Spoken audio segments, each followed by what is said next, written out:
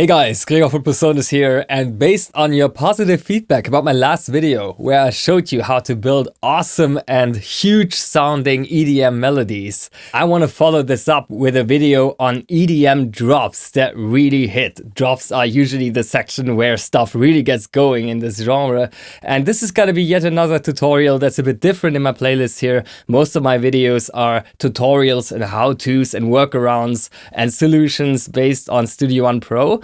But my hope is, even if you're not using Studio One Pro, which is my DAW of choice, you could still take something away from this. Because actually, before my time here at PreSonus, I've been a music producer, a ghostwriter, mixing and mastering engineer for more than 10 years for all kinds of artists.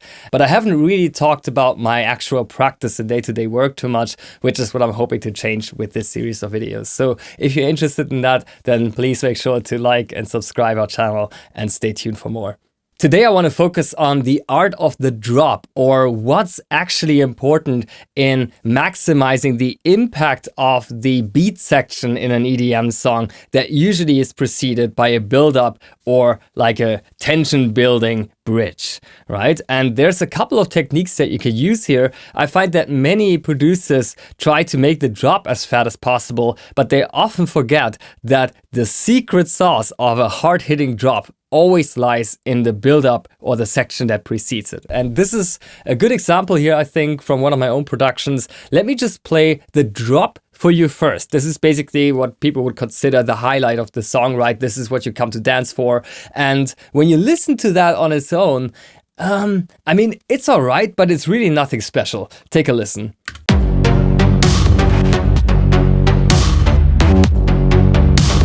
It sounds more like a loop rather than an actual drop that would make people lose their minds, right? Which is why I now want to show you the build-up that happens right before the drop, as this will demonstrate that it's all a question of perspective.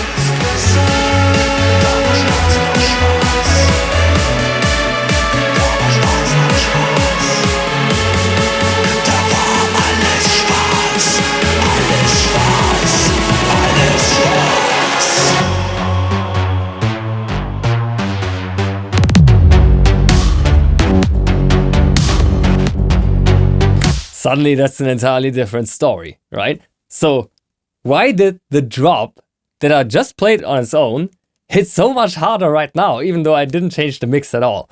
Well, that is because it was contrasted by a build-up that did everything in the opposite way. A drop only feels massive if the contrast to the previous build-up is large enough. And from that perspective, maybe you can understand the whole approach that I had for this build-up a little bit better. So because this drop is so heavy in mono and has a super dry beat, I tried to do the opposite in the build-up to create tension through contrast, right? That's really the secret.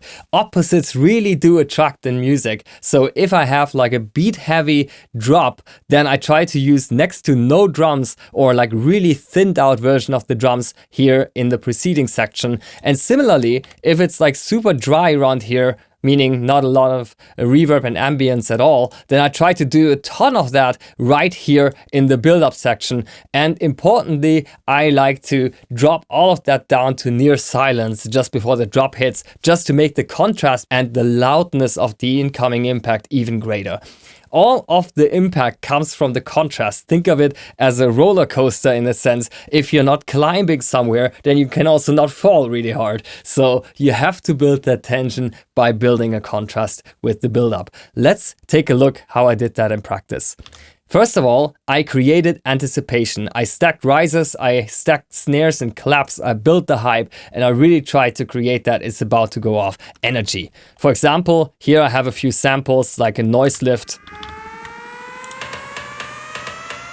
and of course a snare roll.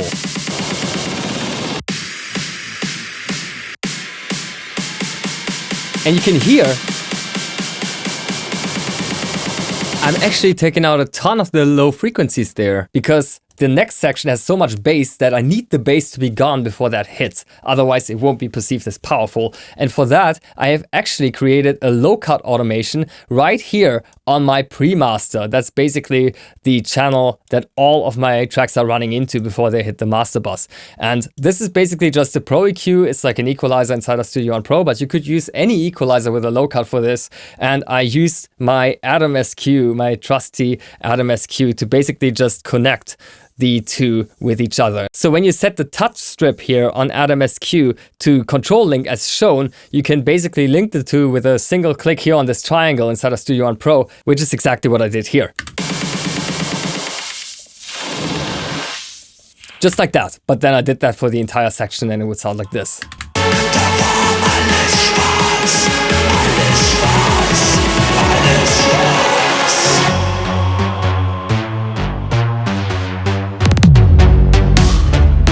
Right, you get the idea. You create anticipation, you create a difference and contrast, and through that, the drop will instantly seem more powerful than it does on its own.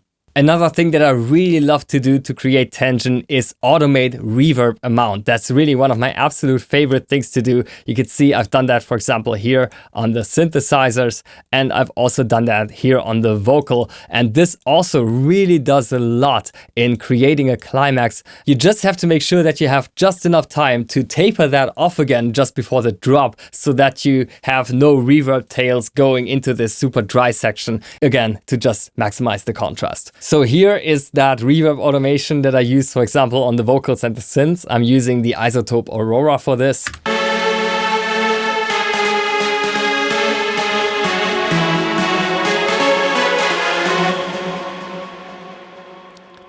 And then I basically don't use that reverb at all anymore in the drop section. If the drop still doesn't hit hard enough, if the contrast is large but it's still just not enough, maybe the buildup is too powerful, then I always have one more trick up my sleeve that I can't recommend enough to you, which is automating the master volume fader. You see, beginners are often taught to not touch the master fader at all, but eventually you will find that this is an extremely powerful tool in creating some more impact when you're struggling to create this difference between the sections. In my case, I love to set 0 dB as the maximum that I can go on the master fader, just good practice to avoid clipping and things like that. But I have no problem whatsoever, as you can see, to drop that up to like -3 decibels in the build-up just to create more of a dynamic range, right? To have more difference between loud and quiet in my sections. See? Right now the master fader is -3 decibels, creating as much difference to the impact section as possible. The high frequency dominance doesn't make you realize it's happening until it's too late and it hits you with full force. So this is like a really old and popular trick to give your drops a bit more of a punch, because your brain will always measure and compare the power of your drop with the section that it had just heard. So whatever you do, make the build-up work for the drop, because contrast equals impact. Hopefully you find this inspiring. Try to create better build-ups to make your impacts of the drop more powerful. And thank you for watching.